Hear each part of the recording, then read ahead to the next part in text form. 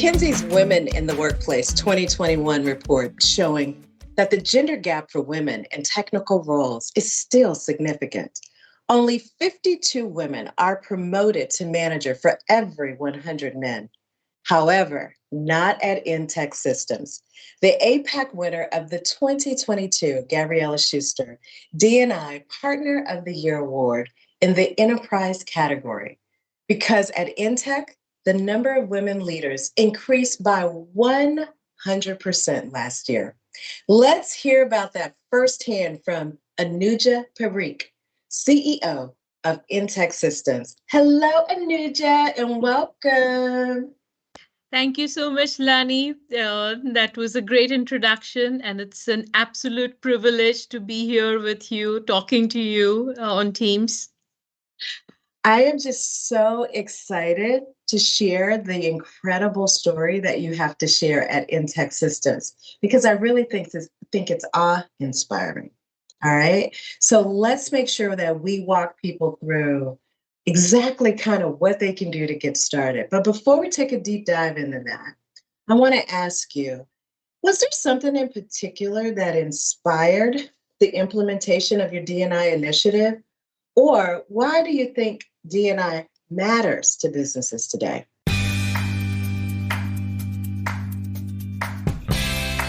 It was actually, I was born in a little bit of a privileged family. So I had a good upbringing, and by God's grace, I was able to go and study in the US. And I worked there for a number of years before I made the decision to move back to my home country and take on my family business. And I remember very distinctly that in 2008, when I came back and I started working with Intech, which is my family company, I was the only woman. And the first thing I had to request was to make sure I had a woman's restroom. So from that experience, because I had a lot of privilege to, be in the US, get insights into how other companies are behaving. I brought all of that learnings back home. And it made it my point, and that was something that was very passionate and deep within me. Is that, just being born in a privileged family is not enough. I need to ensure that this can be given to more women around me.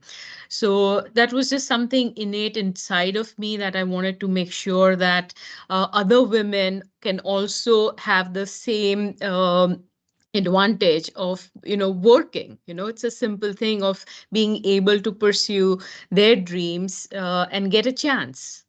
So I made it a point to make sure that no matter what, I would encourage women to join Intech and make sure that Intech is a very comfortable setting for them. So back in 2008, I would say I was the only one, and now we have grown, and that's what you see, year on year, we are growing as a company. And now we last year, if I remember, as you said, the number of women has grown 100% because we are hiring more than, I would say, 60 to 70% people. But the number of women have increased due to our efforts in it. And I continue to promote diversity within Intech. Wow. So, first of all, congratulations. It's so amazing to hear your story, to talk about coming from a place of privilege and feeling like that's not enough. You have to do more. And to hear you share that part of the inspiration behind your D&I efforts around increasing representation around women was the fact that you were the only one and had to get a women's bathroom. Come on. I mean, that's enough inspiration right there to say, I don't want to be the only one. And so I really want to applaud your efforts there. We still, as you know, have a lot of male-dominated tech companies. So how would you recommend that they get started increasing the representation around women in their company?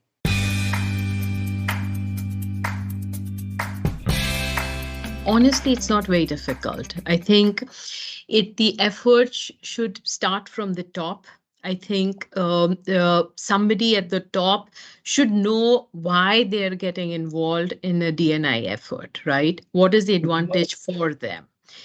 And it's I always believe in leading by example, right? You walk the talk, you make sure that the entire company is aware of what you are undertaking, and by setting that example, I think more and more people can start gradually within in their teams start adopting diversity within their teams. Like just for example, one thing that I did is just start encouraging. So when people knew that I was keen to hire women, right? Other people also started taking that chance because they knew that was encouraged at the top, right? So that leading by example, I would say, is number one. And I think let's not aim for very big things. I have read the book Atomic Habits. So Yeah, small changes can also make a very big difference. right. And I think we just need to be mindful. Like I'll give an example. Last year, we were deciding our company holiday calendar, and then somebody just said, now that we are growing and we are growing, within India, pan India, why don't we give the liberty to celebrate regional holidays? It's a Mm. very small thing, but it makes an impact. It makes people feel that they're valued outside, right? And so small things make a big impact. So I think people should not wish that, oh my god, what is a big thing we want to do. Start small, and these small things slowly and slowly start adding up, to be big. Well said. Just small incremental change over time will yield you the results that you've been able to drive. So, when I think about this effort you have underway, did you have to implement little programs along the way to make it more attractive for women to join your company? Maybe flexible work arrangements? Are there additional things that you had in mind to make it more attractive for women? Yeah, definitely, definitely. I think, yeah, yeah, Lani, if I would say, obviously you're from US and it's a very developed and much advanced country, but I am here in India. It's still a developing country. So when you look, and I know you mentioned metrics, but I have been following the metrics in India, and they've been drastically falling down. So I think you have to make you have to make good efforts in order to increase that percentage. So even during recruitment, we set goals. As a company, I said, I want to reach the goal of having, at least 50-50. That was my goal. I don't know when I'm going to achieve it, but it's like that's my goal. So in the Mhm. recruitment cycle, I know that I've read through various surveys that women are very shy applying for positions that they feel they're not qualified for, even though they may be 70% qualified for, versus men, I think they, take that chance, right? I do. Um, so we made sure that in certain positions I specify, preferred women applicants, you know. So I made that conscious efforts to make sure that in the recruitment cycle we are encouraging more women applicants. For the women, I felt that they were already at Intech. It's a very known fact that it's good to have mentors, and we have a mentor program both for men and women. Um, what I feel is that in the culture, there's a kind of a helping relationship between men. It's like, hey, hey friend, can you do this for me? But in women, it's not there. started this program called Sakhi, which is like a friend, like a girlfriend kind of a meaning in Indian language. And that just means that you have a woman friend you can lean towards at any time. If you have a problem at home, you're stuck with a social obligation, or, this is a small thing. You don't want to reach out to a mentor, you're a little shy reaching out, but you just need a friend to kind of have a second opinion as, oh, how do I do this? How do I deal with circumstances at home? Because in India, there's a lot of social pressures that women face while working, and they have to, come out of that. So I think that was quite successful while having, women feel comfortable at Intech. The other thing, Kalani, I wanted to say is that, I've been a TEDx speaker. One of the talks I've given is that, how do you advance leadership positions amongst women? Because we get a lot of applicants who are women coming into Intech, but there is a drop off. And the drop off happens, I would say, in a woman's career three times. One, especially here in India, one is when they get married because of social pressures. The Mhm. second is when when they have when they get pregnant, to deal with maternity.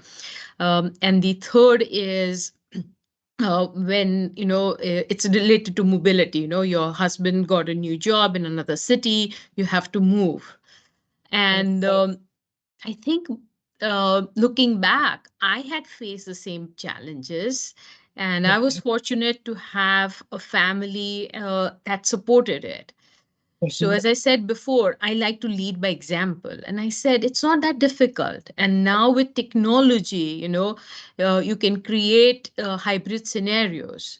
So we started encouraging women, who had to move to another city because their husbands got a job in another city. I was like, don't quit, never quit. I will give you a flexible environment. Try it out. Don't take a decision. Don't be disheartened. I want the company to support you through these transitions. And I think that helped that they had a woman in a leadership position they could always go to and talk, who had faced these similar circumstances and still continued to work. And I always believe, like, I run marathons, right? I was like, I'm not going to run the entire, 42 kilometers here. I'm going to walk a certain times, but I'm not going to give up. And There you that's the go. main thing I tell them. It's like, never give up. You know, Mm. you are so talented. There will be circumstances that come up, but walk. It's not the end of the world. You can walk. The goal is to finish the race. Remember what I said, awe-inspiring? This is an example of that. First of all, you said you've got to first lead. You've got to make sure you lead by example. I also love the fact, as you talk about the different challenges that women are faced with in your culture, that you've made sure that you provide them flexibility. But there's something that you're also doing that probably you don't hear enough about, and that is the inspiration you're providing them and the motivation to keep going and not give up and to ask for what you need, right? So that you can really meet them where they're at and help them understand what support looks like for them, and you can provide an environment that supports that. I think that's incredible. And a lot of companies can learn from the things that you're doing there. So let's talk about this. When you think about where you started with one woman today, how many women do you happen to know the number of women you have in your company today?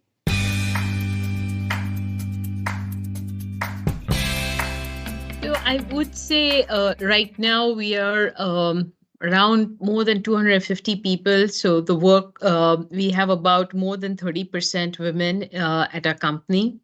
So my goal is still not Wonderful. met. We still have a long way to go. But yeah, I am looking forward to that. I have no doubt that you're not going to just meet that goal, you're going to exceed that goal. So I have no doubt in my mind, especially with you leading the way. But when you think about your future around D&I, what are you most looking forward to?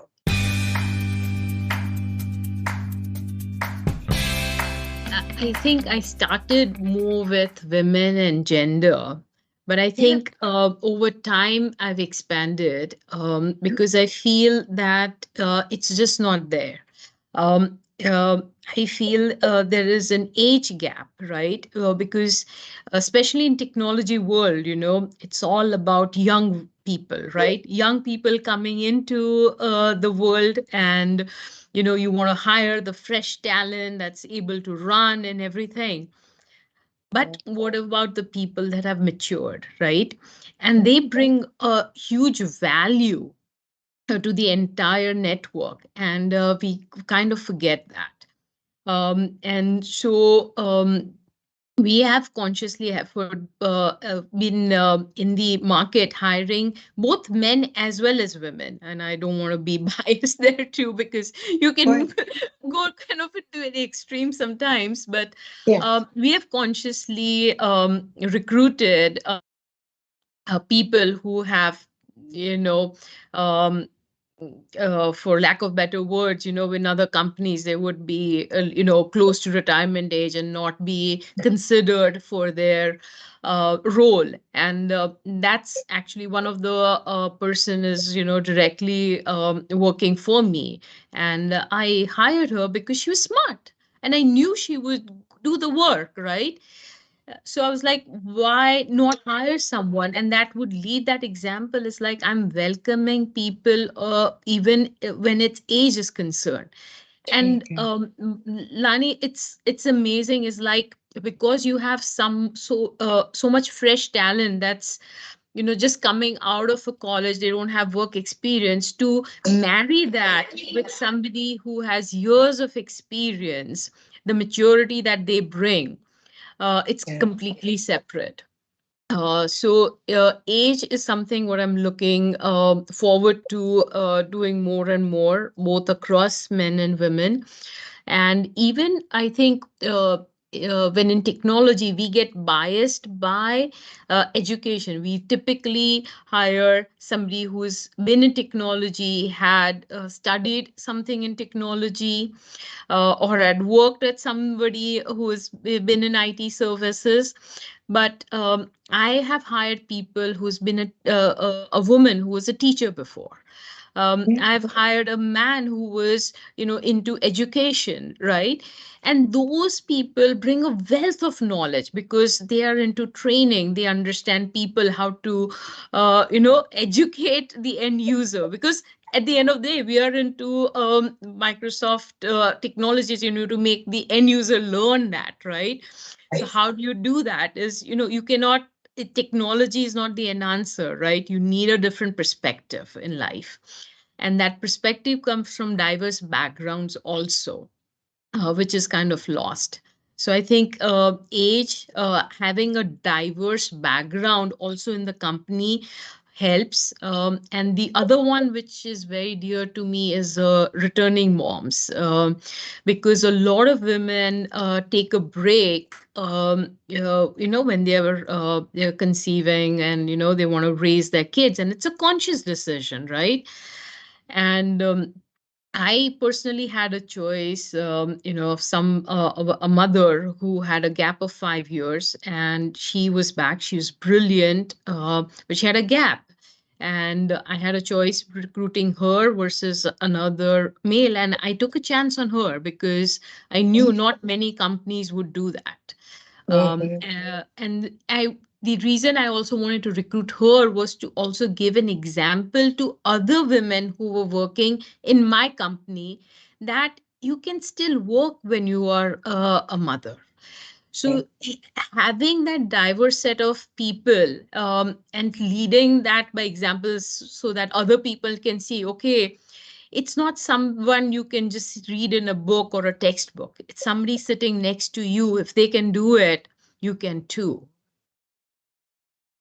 Absolutely. And so I just want to take all of that in. And I hope everyone listening to us just takes all of that in. in regards to what you're excited about in the future. And I want to speak on a couple of things that you said. One was around age. You're right. We're living in a time where everyone values those millennials and Gen Zers, and they are the future, absolutely. But it doesn't mean that we don't need the more experienced talent.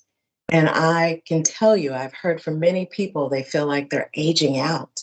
And the fact that you're saying we want to take advantage of that wisdom and that experience and pair it with the earlier in career. And to me, that's a winning formula. When I think about the fact that you're looking at diverse backgrounds, the fact that they don't come from that traditional IT career. People are talking about the fact that there's a shortage of talent, but they have such a narrow view of what they're looking for. So I think that's incredible that you're looking at many different backgrounds, but you spoke about how education was able to easily translate as well. I think you have some incredible initiatives there. And I just want to thank you. First of all, thank you for making a commitment to making the world better and leading by example. And there's so many people that are going to benefit from the stories that you've shared today. And I think this is really exciting. And for me, inspiring because there's very few people that get started on an initiative because of the situation they were in and they wanted to be a part of leading the change in the future. So I wish you and your company all the best in the upcoming years. And I have no doubt you're going to reach your goals, you're going to surpass your goals, and you're going to have this healthy culture of very diverse backgrounds. And I think that's going to be incredible. But before I let you go, I also wanted to let you know that the work you're doing with returning moms is also another area that people have to start thinking about. And something we face in the US is more and more men are choosing to stay home in the earlier years with the kids. And they need a way to enter back into the workforce as well. So that is something we deal with in the US. It's starting to be a growing trend for us because the women are staying in the workplace because that's where they get their energy and they've really enjoyed the progress.